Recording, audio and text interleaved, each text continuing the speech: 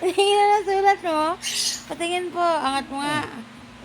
Galaw ka ng galaw. Wala na mo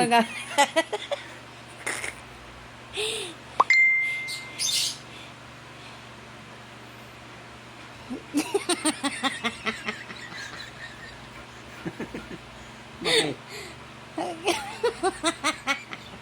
Wait, kasi ganyan ka po. Sumusutawan ko.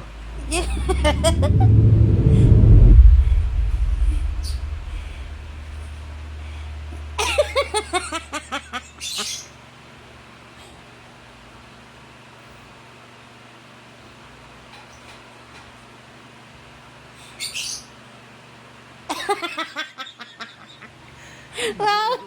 Siway. Bakit gano'n? Ayaw niya eh. Ay, Ayaw sumunod. kamay mo lang po yung galaw mo.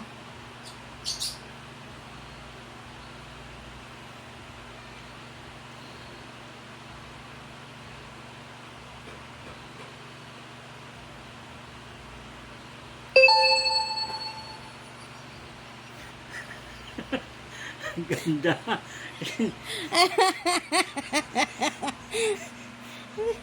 Dapat puro puti. Puro tusi.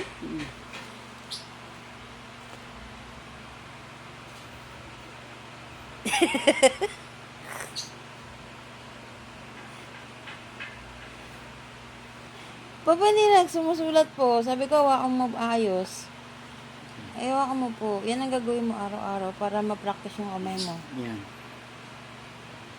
Sa una ka lang magiging ganyan po eh. Hindi mo pa nagagalaw na maayos eh. Mahirap yan sa una. Pag nasanay ka na po ulit magsulat.